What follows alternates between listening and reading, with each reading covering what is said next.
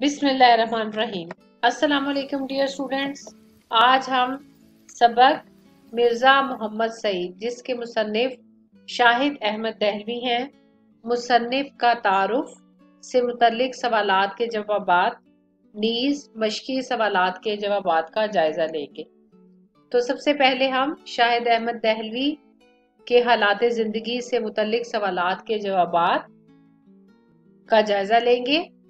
पहला सवाल है, शाहिद अहमद दहलवी कहाँ पैदा हुए? शाहिद अहमद दहलवी, अगर आपसे शॉर्ट आंसर क्वेश्चन में पूछा जाए तो आप शाहिद अहमद दहलवी दिल्ली में पैदा हुए। नीज वो डिप्टी नजीर अहमद दहलवी के पोते और मौलवी बशीरुद्दीन अहमद के फर्जंद थे। सवाल नंबर 2, शाहिद अहमद दहलवी ने कहाँ से तालीम हासिल की? 1965 में उन्होंने एफएससी कॉलेज लाहौर से एफसी कॉलेज लाहौर से एफएससी करने के बाद मेडिकल कॉलेज में दाखिला लिया। क्योंकि सवाल है कहाँ से तालीम हासिल की, लिहाजा हम जो है ये शॉर्ट आंसर क्वेश्चन में है, तो 3 से 4 लाइनों पर मुश्तमिल जवाब जो है वो डिटेल में लिखेंगे कि उन्होंने एफसी कॉलेज लाहौर से एफएससी करने के बाद मेडिकल कॉलेज में दाखिला लिया, लेकिन शदीद बीमार हो गए, चुनाचा तिब्बी तालीम जारी रखने का इरादा तर्क कर दिया। यानी मेडिकल की तालीम, तिब्बी तालीम, मेडिकल से मुतालिक तालीम, क्योंकि ऊपर आपने पढ़ा है एफएससी करने के बाद, लिहाजा उन्होंने तिब्बी तालीम जारी रखने का इरादा तर्क कर दिया। बाद अज़ा दिल्ली से अंग्रेजी अदबियात में बीए ऑनर्स किया, एमए फारसी का इम्तहान भी पास किया। सवाल नंबर 4 है, शाहिद अहमद दहलवी कैसी जुबान इस्तेमाल करते थे? बेटा ये आप जैसा कि जानते हैं कि ये सवालात कोई मश्क में नहीं दिए गए, चूंकि आपने मुसन्निफ का तारुफ टीचर ने भी आपको क्लास में डिटेल से पढ़ाया है, लिहाजा एग्जामिनर आपसे कोई भी सवाल पूछ सकता है। लिहाजा हम अपने तौर से जितने भी सवाल पॉसिबल है जो कि पूछे जा सकते हैं मुसन्निफ के तारुफ से, उनको हर लिहाज से जो है सवाल बनाने की और उसको याद करने की कोशिश करते हैं। ठीक है, तो शाहिद अहमद दहलवी कैसी जुबान इस्तेमाल करते थे? शाहिद अहमद दहलवी जुबानों बयान पर कामिल अबूर रखते थे, यानी उनको जुबानों बयान पर मुकम्मल अबूर था। वो आसान और आम फहम जुबान इस्तेमाल करते थे। अब ये सवाल इसलिए इम्पोर्टेंट है कि कैसी जुबान इस्तेमाल करते थे, क्योंकि हर एक का एक अपना अंदाज होता है। बाज मुसन्निफ का अंदाज जो है वो मुहावरात का ज्यादा होता है, जो है लिहाजा बाज जो है वो मुश्किल जुबान जो है वो इस्तेमाल करते हैं। लेकिन शाहिद अहमद दहलवी की खास बात ये थी कि वो आसान और आम फहम जुबान, यानी जो कि हर एक को आसानी से समझ में आ जाती थी, इस्तेमाल करते थे। जैसा कि आप ये सबक जो कि आपने पढ़ा मिर्जा मोहम्मद सईद, इसमें ऐसी कोई बात नहीं जो कि आपको मुश्किल लगे या आपकी समझ से बालातर हो। मौसीकार भी थे जिसको आजकल की जुबान में आप सिंगर कहते हैं, लेकिन अब ये नहीं है कि बाकायदा वो गाने गाते थे, मतलब मौसीकी से भी लगाव था, शौक रखते थे, लेकिन उर्दू जुबान ही उनकी पहचान है। किसके कहने पर शाहिद अहमद दहलवी ने खाका निगारी शुरू की? तो ये सवाल जो है आपको अमूमन short answer choose the correct option में पूछा जाता है, डॉक्टर जमील जालबी के कहने पर। तो इसमें याद रखने वाला नाम डॉक्टर जमील जालबी का है कि कहने पर उन्होंने खाका निगारी शुरू की। शाहिद अहमद दहलवी के खाकों के नाम लिखे, ये भी बहुत इंपॉर्टेंट क्वेश्चन है। तो जैसा कि मैंने आपको यहाँ दिखाने की कोशिश भी की है, उनकी अहम तसनीफ दिल्ली की बिबता और उजरा दयात, लेकिन उनके खाकों के नाम जो है गंजीन गोहर, जिससे ये खाका लिया गया है। ये सबक जो है बेटा ये मिर्जा मोहम्मद सईद ये एक खाका है। तो ये खाका जो है उनके जो खाकों की बुक है गंजीन गोहर से लिया गया है, और यानी उनके खाकों के नाम एक है गंजीन गोहर जो कि बहुत मशहूर है, और बज़्मे खुश नफ्सा इनके खाकों के मजमुए हैं। खाकों के मजमुओं के नाम असल में पूछे गए हैं, तो एक है गंजीन गोहर और दूसरा है बज़्मे खुश नफ्सा। ये सब कुछ आपने मिक्स नहीं करना। ये अगला सवाल है, शाहिद अहमद दहलवी की अहम तसानीफ के नाम। लिहाजा अपने दिमाग में आपने चीजें अरेंज करनी है कि उनके खाकों के मजमुए के नाम। यहाँ पे सवाल जो है थोड़ा इनकम्प्लीट है, खाकों के जो मजमूए हैं उनके नाम लिखे तो वो गंजीना गोहर और बज़्म खुश नफ्सा है। और उनकी अहम तसानीफ में उजड़ा दियार, दिल्ली की बिपता, ये देखे जैसे मैंने आपको दिखाया उजड़ा दियार, दिल्ली की बिपता और धार के खेत शामिल है। लिहाजा ये जो तसानीफ मैंने आपको दिखाने की कोशिश की है, इसे देख के आपको अंदाजा भी हो जाएगा कि जो कुछ आप अपनी बुक में पढ़ते हैं तो शायर जो मुसन्निफीन हैं उनकी जो तसानीफ के मजमूए होते हैं या उनकी तसानीफ हैं वो फिजिकली देखने में कैसी लगती हैं। ठीक है बेटा, तो आइए अब हम सबक के मश्की सवालात की तरफ आते हैं जो कि आपकी मश्क में दिए हुए हैं। मिर्जा मोहम्मद सईद किसके लिए लिखते थे, ये आपकी मश्क में पहला सवाल है। मिर्जा मोहम्मद सईद जो है वो किसी को खुश करने के लिए नहीं लिखते थे। मिर्जा साहब पैसे के लिए भी नहीं लिखते थे। आमतौर पर यही ट्रेंड है ना कि कोई इंसान जो है या किसी की तारीफ व तौसीफ के लिए लिखता है, किसी को खुश करने के लिए लिखता है या पैसे के लिए लिखता है। सताइश की तमन्ना, सताइश मतलब तारीफ की तमन्ना, और सिले, सिले की परवाह मतलब कि आप को उसके बदले में, सिला बदले को कहते हैं, बदले की परवाह से बेनियाज होकर अपनी तस्कीन के लिए काम करते थे, अपनी सेटिस्फेक्शन के लिए काम करते थे। काम इसलिए करते थे कि इन्हें काम करना होता था।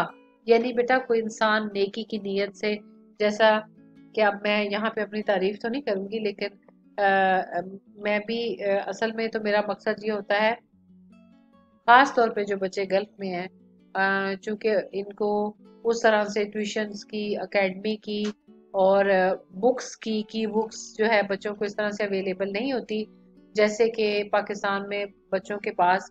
उनको चूंकि जाहिर है बहुत सारी मुतालिया कुतुब से आपको अंदाज़ा होता है कि अच्छा मटेरियल कौन सा है, और एकेडमीज की सहूलत भी अगर मौजूद हो तो जाहिर है आपके पास एक चॉइस तो होती है अगर कुछ कोई बच्चा अच्छे से अच्छे की तलाश में हो। लेकिन चूंकि यहाँ पे पाकिस्तान की तरह से इस तरह से फैसिलिटीज मौजूद नहीं है, लिहाजा मुझे इस चीज़ से सेटिस्फेक्शन होती है कि मैं जितना भी स्टूडेंट्स के काम आ सकूं, तो अल्लाह ताला ने अगर मुझे एक सलाहियत दी हुई है तो उससे दूसरों को फ़ायदा उठाना चाहिए।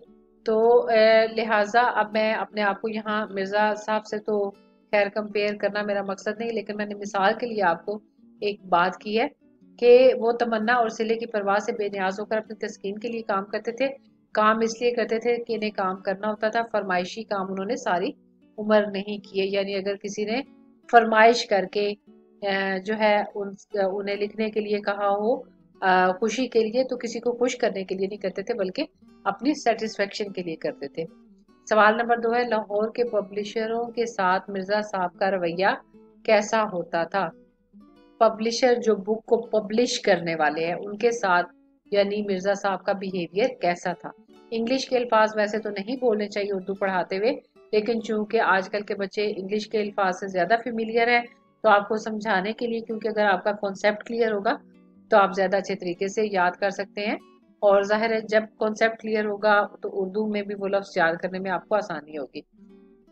तो लाहौर के जो प्रिंटर्स थे जो बुक पब्लिश करने वाले थे उनके साथ मिर्जा साहब का रवैया ज्यादा अच्छा नहीं था। मिर्जा साहब क्यों अच्छा नहीं था, उसकी वजह क्या थी।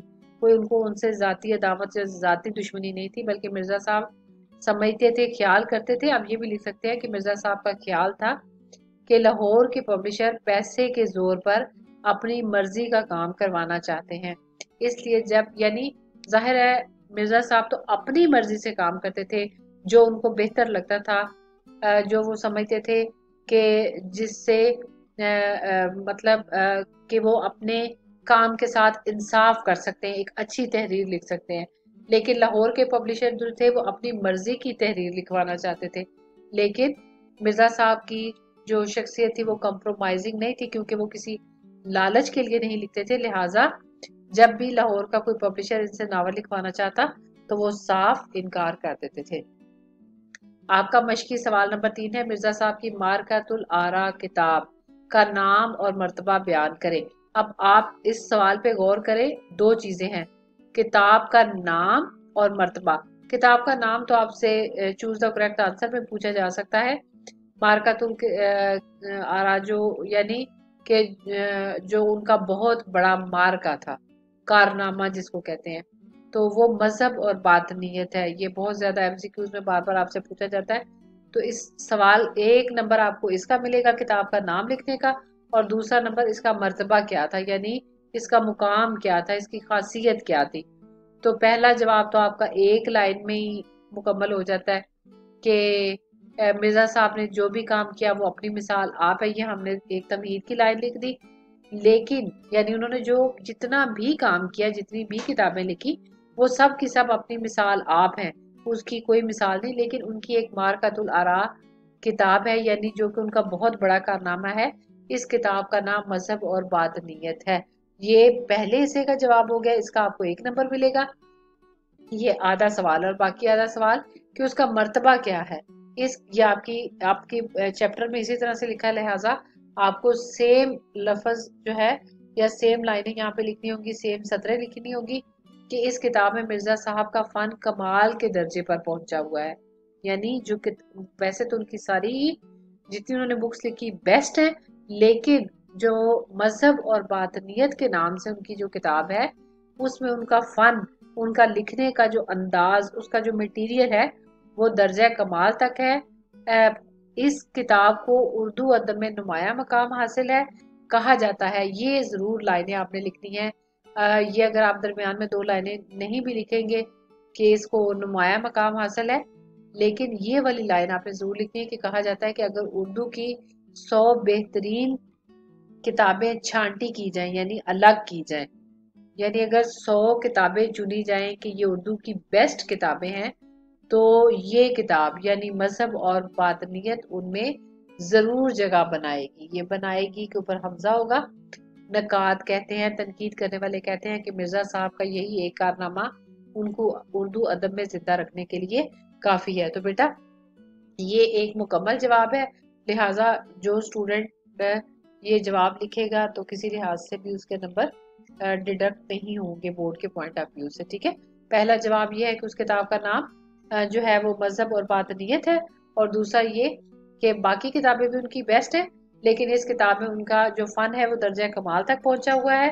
اور کہا جاتا ہے کہ اگر اردو کی 100 کتابیں الگ کی جائیں تو اس میں یہ کتاب نہ صرف یہ کہ اپنی جگہ بنائے گی، یعنی اس کتاب کا نام شامل ہوگا، بلکہ یہ کہا جائے تو غلط نہ ہوگا کہ مرزا صاحب کا صرف ایک یہی کارنامہ، یعنی ایک یہی کتاب اردو ادب میں ان کا نام زندہ رکھنے، باقی رکھنے کے لیے کافی ہے. سوال نمبر 4 ہے کہ مرزا صاحب کی کن 2 قومی شخصیات سے عزیزداری تھی. یہ سم ٹائم آبجیکٹو میں بھی آپشن دے کے پوچھا جاتا ہے.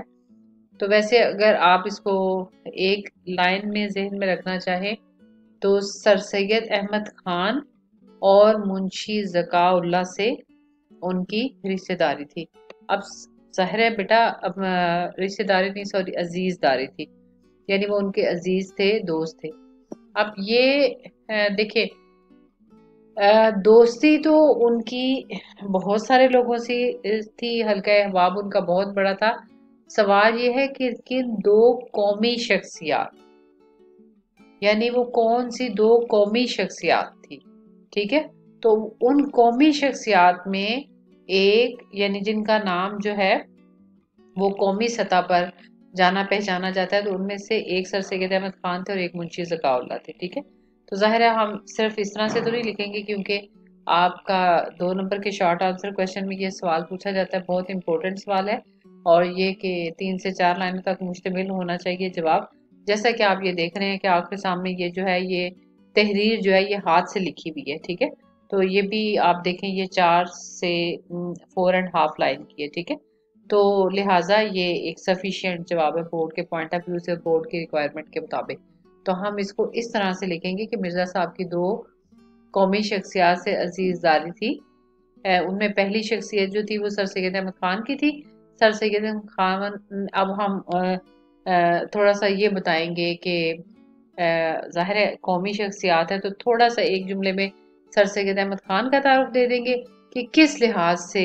ظاہر ہے سر سید احمد خان تو ماشاءاللہ ہر شعبہ سے جڑے ہوئے اور ایک بہت جانا پہچانا نام ہے، تحریک پاکستان کے حوالے سے، مسلمانوں کی اصلاح کے حوالے سے، اور مطلب ان کی بہت ساری خدمات ہیں، لیکن یہ ساری بحث ہم یہاں نہیں کریں گے.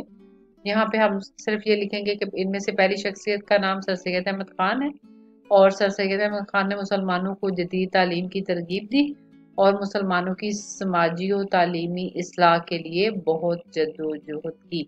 जैसा कि मैंने अभी भी आपको यही बात बताई। तो ये मोस्ट इम्पोर्टेंट जो इनकी दो बातें हैं वो ये कि इन्होंने मुसलमानों को जदीद तालीम की तरगीब दी, और दूसरी बात ये कि उन्होंने समाजी और तालीमी इस्लाह के लिए बहुत जद्दोजहद की।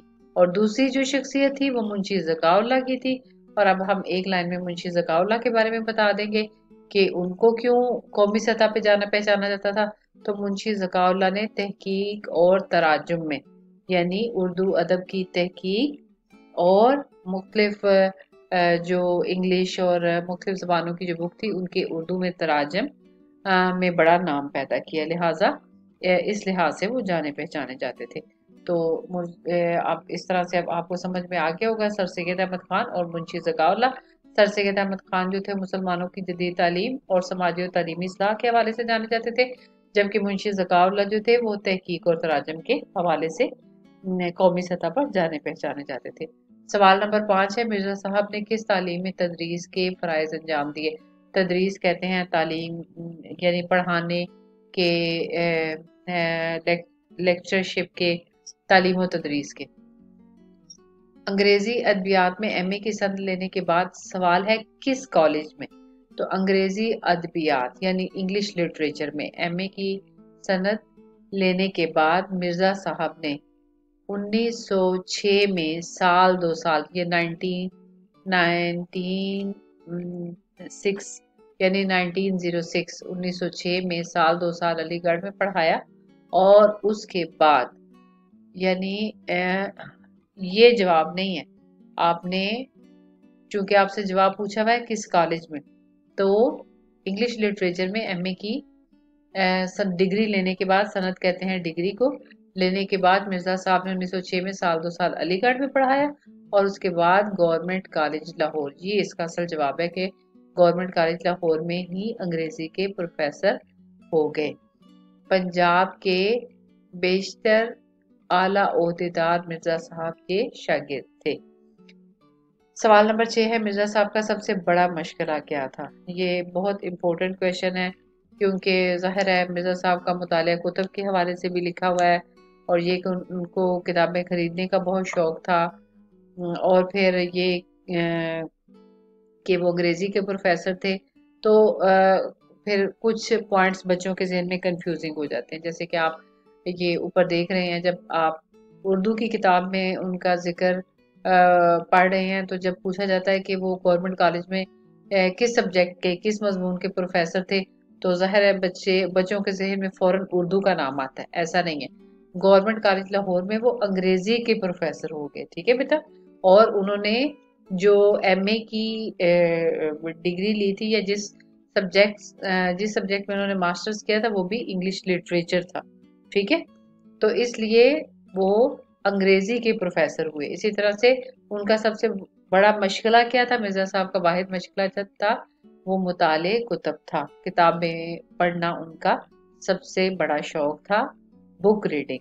वो अपनी पेंशन का बड़ा हिस्सा किताबें खरीदने में सर्व कर देते थे, खर्च कर देते थे। ये भी चूज द करेक्ट आंसर में आता है कि वो अपनी पेंशन का बड़ा हिस्सा जो है वो कहाँ खर्च करते थे, किताबें खरीदने में।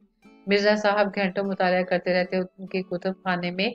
हर अब यहाँ भी बच्चे अगर वो ऑप्शन साथ ये दे दी जाए कि मिर्जा साहब का वाहिद मशगला था मुताले कुतुब या किताबें खरीदना, तो बच्चे फौरन से मतलब कंफ्यूज होके किताबें खरीदना भी टिक कर देते हैं।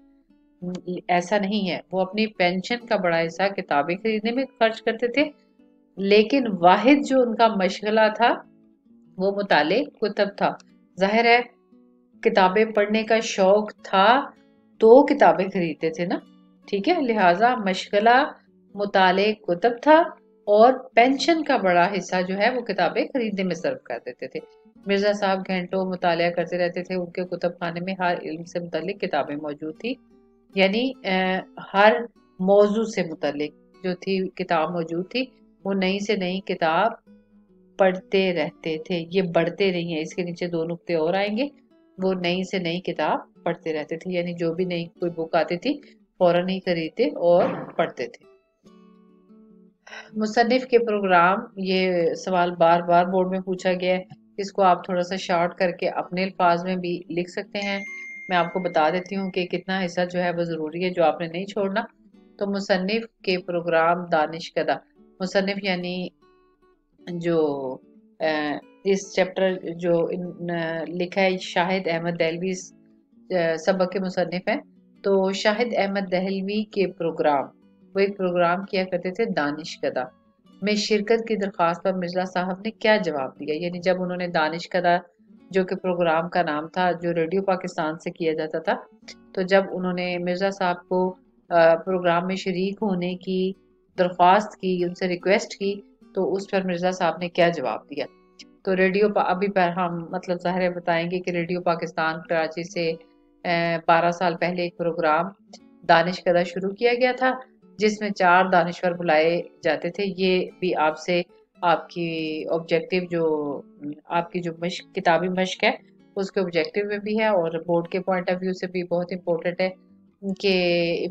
ہے کہ دانش کدہ جو پروگرام تھا اس میں کتنے دانشور بلائے جاتے تھے۔ تو 4 دانشور بلائے جاتے تھے اور سننے والوں کے جواب فی البدیہہ دیا کرتے تھے۔ شاہد احمد دہلوی میرے سوالات کی خدمات انجام دیتے تھے۔ اب یہ بھی پوچھا جاتا ہے سوال، اور یہ بھی آپ انڈر لائن کر لیں کہ جو دانش کدہ پروگرام ہے اس میں میرے سوالات کی خدمت، یعنی سوال کون پوچھتا تھا، میزبان کون ہوتا تھا، سوال پوچھنے کی خدمت کون انجام دیتا تھا، یہ سوال پوچھنے کی ڈیوٹی کس کی تھی، وہ شاہد احمد دہلوی کی تھی۔ انہوں نے سوچا کہ مرزا صاحب اگر اس پروگرام میں شرکت کرنا منظور کر لیں گے، یعنی اس پروگرام میں شامل یا اس پروگرام میں آنے کے لیے ہاں کر لیں گے، تو اس پروگرام کو 4 چاند لگ جائیں گے، یعنی پروگرام بہت مشہور ہو جائے گا۔ انہوں نے مرزا صاحب کی خدمت میں حاضر ہو کر اپنا مدعا بیان کیا، یعنی اپنی درخواست ان کے سامنے پیش کی۔ تو مرزا صاحب نے مسکراتے ہوئے جواب دیا کہ آدمی اصل میں، اب یہ اصل اس کا جواب ہے جو کہ آپ نے بالکل نہیں چھوڑنا، یہاں سے لے کے یہاں تک۔ اوپر والا حصہ جو ہے اس کو آپ سم اپ کر کے 2 لائنوں میں لکھ سکتے ہیں کہ ریڈیو پاکستان کراچی سے ایک پروگرام دانش کدہ نشر ہوتا تھا جس میں 4 دانشور بلائے جاتے تھے، اور شاہد احمد دہلوی جو تھے وہ میرے سوالات کی خدمت انجام دیتے تھے۔ انہوں نے سوچا کہ اگر مرزا صاحب اس پروگرام میں شرکت کریں تو پروگرام کو 4 چاند لگ جائیں گے، لہٰذا جب انہوں نے مرزا صاحب سے پروگرام میں آنے کی درخواست کی تو مرزا صاحب نے مسکراتے ہوئے جواب دیا۔ یہ والا پورشن آپ نے پورا لکھنا ہے، اوپر والا بے شک آپ 2 لائنوں میں شارٹ کر کے لکھ لیں۔ تو مرزا صاحب نے مسکراتے ہوئے جواب دیا کہ آدمی شہرت کے لیے کام کرتا ہے یا دولت کے لیے۔ یہ اصل اس کا جواب ہے کہ مرزا صاحب نے جواب دیا کہ آدمی شہرت کے لیے کام کرتا ہے، یعنی یا تو مشہور ہونے کے لیے کام کرتا ہے یا دولت کے لیے۔ مجھے اس کی ضرورت ہے نہ اس کی۔ اب یہاں پہ اس کی سے مراد ہے نہ شہرت کی، یعنی نہ مجھے شہرت کی ضرورت ہے اور نہ دولت کی۔ مصنف نے بہت اصرار کیا، یعنی شاہد احمد دہلوی نے بہت انسسٹ کیا، لیکن مرزا صاحب ٹس سے مس نہ ہوئے، یعنی کسی طرح سے راضی نہ ہوئے۔ اب یہ میں نے آپ کو سمجھانے کے لیے بتایا کہ مجھے نہ اس کی ضرورت ہے نہ اس کی۔ اب آپ یہاں پہ یہ نہ لکھ دیجیے گا کہ مجھے نہ شہرت کی ضرورت ہے نہ دولت کی، ایسے ہی یہ ورڈنگ آپ نے انورٹڈ کاماز میں ایسے لکھنی ہے۔ تو مرزا صاحب نے مسکراتے ہوئے جواب دیا کہ آدمی شہرت کے لیے کام کرتا ہے یا دولت کے لیے، مجھے اس کی ضرورت ہے نہ اس کی۔ اس کے نیچے آپ نے زیر ڈالنی ہے اور اس کے اوپر پیش بھی ڈالنی ہے، اور اس کو انورٹڈ کاماز بھی اسی طرح سے آپ یہ الگ لائن پہ بھی شروع کر کے لکھ سکتے ہیں، یعنی یہاں سے شروع کر سکتے ہیں، ٹھیک ہے۔ اور پھر نیکسٹ لائن پہ یہ لکھ دینا آپ نے کہ مصنف نے بہت اصرار کیا یا شاہد احمد دہلوی نے بہت اصرار کیا، لیکن مرزا صاحب ٹس سے مس نہ ہوئے۔ سوال نمبر 8 ہے، مرزا صاحب دبلے پتلے انسان تھے، مرزا محمد سعید کا حلیہ بیان کیجئے۔ یہ بھی بہت اہم سوال ہے کہ مرزا صاحب دبلے پتلے انسان تھے، یہ آپ کے سبق میں ہی بیٹا دیا گیا جو ہے لیسن میں بتایا گیا کہ مرزا صاحب دبلے پتلے انسان تھے، داڑھی منڈی ہوئی تھی، پیشانی کشادہ اور آنکھیں بڑی اور روشندار تھیں، رخساروں کی ہڈیاں جس کو آپ چیکس کہتے ہیں उभरी हुई और मूछे कुतरवा, यहाँ पे वाव जो है वो मिस है। मूछे कुतरवा थी या कुतरा थी। सामने के दो चार दांत टूटे हुए थे। हंसते तो ये आपने याद रखना है, ये भी मल्टीपल चॉइस में आ जाता है कि सामने के दो चार दांत थे टूटे हुए। हंसते तो ये टूटे हुए दांत नजर आते लेकिन बुरे ना लगते, ठीक है। जवानी में सूट पहनते थे लेकिन बाद में सिर्फ शेरवानी, ये याद रखना है कि जवानी में सूट पहनते थे लेकिन बाद में सिर्फ शेरवानी इस्तेमाल करते रहे। अब ये देखें, हुलिये के लिए ये हाथ से लिखा हुआ मटेरियल है, तो जो है ये 5 लाइनें हैं, तो जाहिर है एक सफिशिएंट मटेरियल आपके लेसन में दिया गया है, तो लिहाजा ये सवाल अहम है, आपसे पूछा जाता है ये बोर्ड में। फिर मिर्जा साहब के 2 नावलों के नाम तहरीर करें। ये ऑब्जेक्टिव में आता है, सब्जेक्टिव में भी आ सकता है कि मिर्जा साहब के 2 मशहूर नावल जो है उनमें पहला जो है वो यास्मीन और दूसरा जो है वो ख्वाब हस्ती, बहुत ही मशहूर नावल है। तो लिहाजा आपने ये याद रखते हैं मिर्जा साहब के 2 मशहूर नावल, पहला यास्मीन और दूसरा ख्वाब हस्ती। मिर्जा साहब ने ये दोनों नावल बगैर मुआवजा लिए अपने एक शागिर्द को दिए या ये बेमुफ्त दे दिए, ये भी आपके सबक में लफ्ज इस्तेमाल हुआ, यानी बगैर मजदूरी के। तो लिहाजा चूंकि दोनों नावलों के नाम भी दिए हुए हैं और ये भी बताया हुआ है कि अपने एक शागिर्द को बेमुफ्त यानी बगैर मुआवजे के दे दिए, लिहाजा ये सब्जेक्टिव सवाल के लिहाज से भी बहुत अहम है कि किसको दिए, शागिर्द को दिए, किस मुआवजे में दिए, कोई मुआवजा नहीं लिया बल्कि बेमुफ्त दिए, और 2 नावल थे और ये कि यास्मीन और ख्वाब हस्तीन के नाम थे। नेक्स्ट क्वेश्चन है, पितरस बुखारी से मिर्जा साहब के तल्लुक को अपने अल्फाज में बयान करें। तो बेटा ये पितरस बुखारी मिर्जा साहब के शागिर्द थे, उन्होंने मिर्जा साहब से इक्तसाबे इल्म किया यानी इल्म हासिल किया, शागिर्द।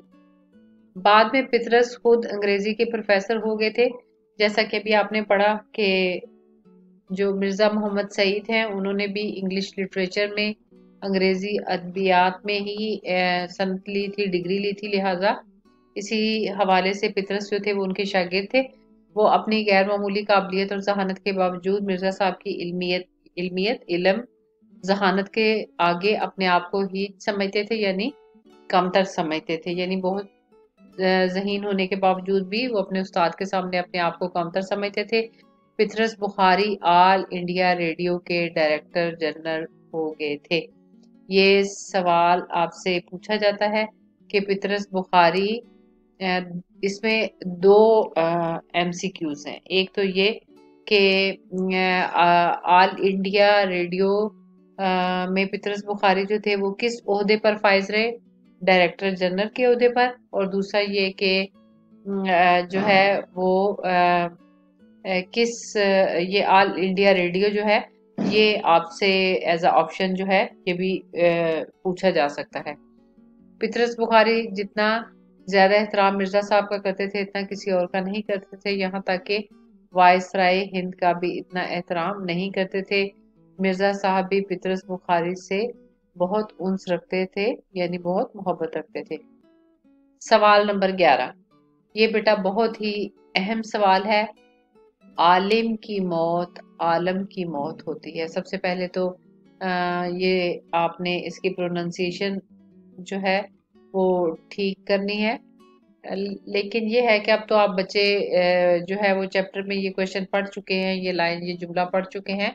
आलिम की मौत आलम की मौत होती है, ये लफ्ज है आलिम और ये है आलम। इस जुमले का मफहूम वजाहत के साथ बयान करें। आलिम का मतलब है इल्म वाला, जबकि आलम का मतलब है दुनिया। दोनों लफ्ज बज़ाहिर एक से हैं। ये आप जैसा कि 8, 9, 10th में पढ़ चुके हैं, ज़ुमानी अल्फाज के वो ऐसे अल्फाज जिनकी इमला एक जैसी होती है लेकिन मीनिंग जो है वो डिफरेंट होते हैं, ठीक है। अब इनकी इमला तो बज़ाहिर एक है लेकिन एराब के हवाले से जो है ज़ाहिर है बेटा इनका मतलब डिफरेंट हो जाता है। जैसे कि कहते हैं कि एक नुक्ते ने महरम से मुजरम बना दिया, तो यहाँ भी सिर्फ जेर और जबर का फर्क है, ठीक है। तो आलिम का मतलब है इल्म वाला, जबकि आलम का मतलब है दुनिया। दोनों लफ्ज बज़ाहिर एक से हैं मगर मतलब जुदा जुदा है। कहने का मतलब ये है कि अगर किसी आलिम यानी किसी अहले इल्म, पढ़े लिखे शख्स की मौत वाक़या हो जाए तो ये एक आलम, ये ऐन के ऊपर भी ज़बर होगी, आलम यानी एक अहद, एक ज़माने की, एक पूरे दौर की मौत होती है। क्योंकि एक पढ़ा लिखा शख्स जो होता है, एक जो ऑब्जर्वेशन रखने वाला शख्स होता है, हसास शख्स जो कि जो है मुआशरे की खूबियों को, खामियों को, अच्छाई बुराई को जो है देखता है और अपनी जो है तहरीर के ज़रिए और जो है तनकीद के ज़रिए मुआशरे को बेहतर बनाने की कोशिश करता है। तो एक ऐसा पढ़ा लिखा शख्स जो होता है बेटा, जब उसकी मौत होती है तो वो एक इंसान की मौत नहीं बल्कि एक अहद, एक ज़माना, यानी अपनी जो उसने पूरी ज़िंदगी का उसका जो इल्म होता है, जिसकी रोशनी वो बखेरता है, जिससे वो दूसरों की इस्लाह करता है, वो उसके साथ ही इस दुनिया से चली जाती है। लिहाजा जो एक पढ़ा लिखा शख्स है वो एक शख्स की मौत नहीं होती बल्कि एक पूरे दौर की, एक ज़माने की, एक अहद की मौत होती है। लिहाजा ये सारी मतलब एक्सप्लेनेशन मैंने आपको समझाने के लिए दी है ताकि आप कंफ्यूज ना हो, लेकिन आप इसको इन शॉर्ट लिखेंगे कि आलिम का मतलब जो है वो है इल्म वाला, जबकि आलम का मतलब है दुनिया। दोनों लफ्ज़ बज़ाहिर एक से हैं मगर मतलब जुदा जुदा है। कहने का मतलब है कि अगर किसी आलिम यानी किसी अहले इल्म की मौत वाक़या हो जाए तो ये एक आलम यानी एक अहद और एक पूरे दौर की मौत होती है। और आपने यहाँ एन के ऊपर ज़बर भी डाल दी है और आलिम को भी इन्वर्टेड कॉमर्स में लिखना है और आलम को भी इन्वर्टेड कॉमर्स में लिखना है, ठीक है। और कोशिश कीजिएगा कि अगर आपके पास ब्लैक मार्कर है तो जब आप आलिम और आलम का लफ्ज़ लिखें तो उसको इन्वर्टेड कॉमर्स में ब्लैक मार्कर के साथ ही प्रोमिनेंट करके लिखें ताकि आपकी प्रेजेंटेशन अच्छे से हो जाए। तो जी, यानी एक अहद और एक पूरे दौर की मौत होती है क्योंकि दुनिया को इल्म देने वाला और सिखाने वाला तो मनो मट्टी तले जा चुका होता है। लिहाजा ना अब वो शख्स जिंदा रहा और ना ही अब अपनी वो इल्म की रोशनी अब से जो है वो लोगों की इस्लाह कर सकेगा। उम्मीद है आपको अच्छे से तमाम सवालात के जवाब समझ में आ चुके होंगे। ये सवाल बेटा मैंने आपको वो करवाए जो आपकी किताबी मश्क में शामिल है। बाकी लेसन मैंने आपको बहुत अच्छे से रीडिंग करवा दी। उम्मीद है अब किसी हवाले से भी आपसे कोई क्वेश्चन पूछा जाएगा तो आप उसका जवाब देने के काबिल होंगे। आइए अब हम मश्क में शामिल जुमलों पर एक नजर डालते हैं। जुमला है पहला लफ्ज है सानिया, है सानिया इर्तिहाल यानी मौत का वाकया। सानेहा हादसा, इर्तिहाल अजीम यानी बहुत बड़ा हादसा। जवान बेटी की मौत बूढ़े बाप के लिए साने इर्तिहाल थी।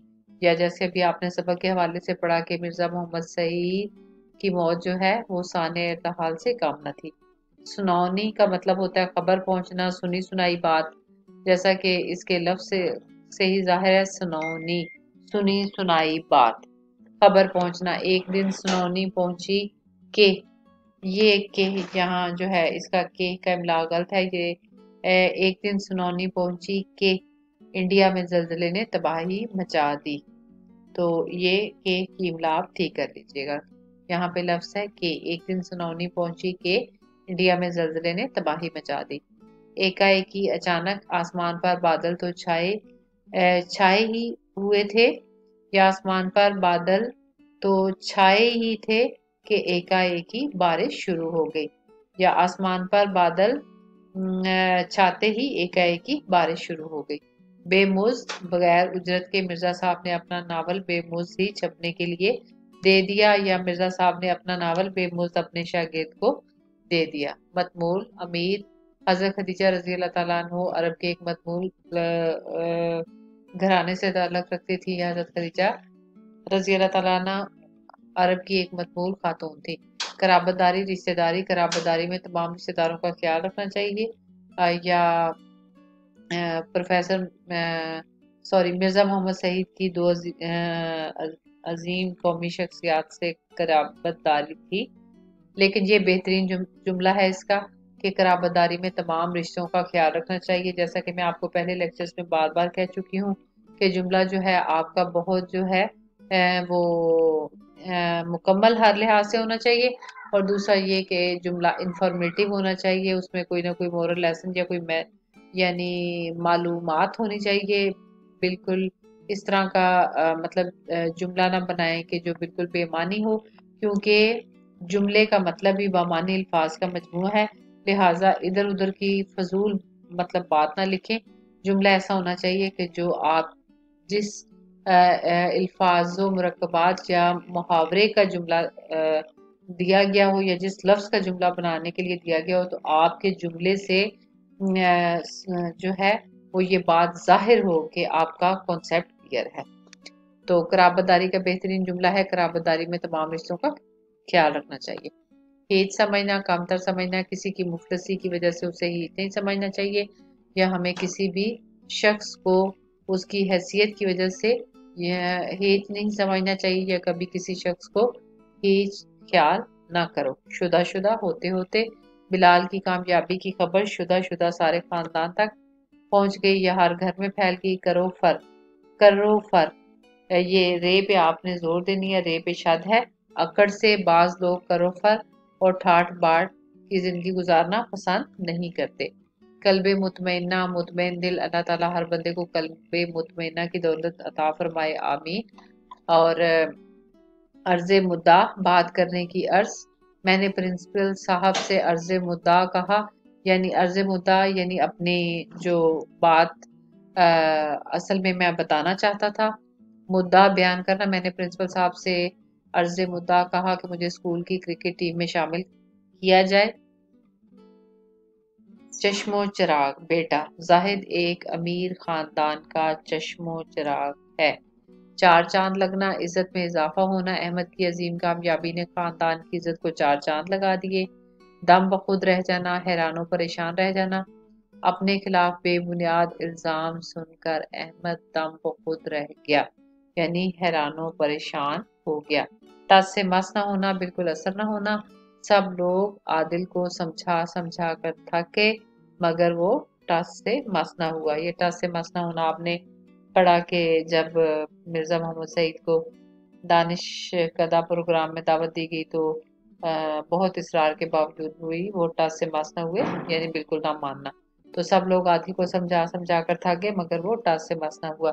جی تو بیٹا ہم نے الحمدللہ مرزا محمد سعید سبق کے مصنف شاہد احمد دہلوی کے حالات زندگی کے حوالے سے سوالات کے جوابات، اور جو آپ کی کتابی مشق میں شامل سوالات کے جوابات اور الفاظ جملے ہیں وہ مکمل کیے۔ امید ہے آپ بچوں کو جو ہے اچھے سے تمام سوالات کے جوابات سمجھ میں آگے ہوں گے۔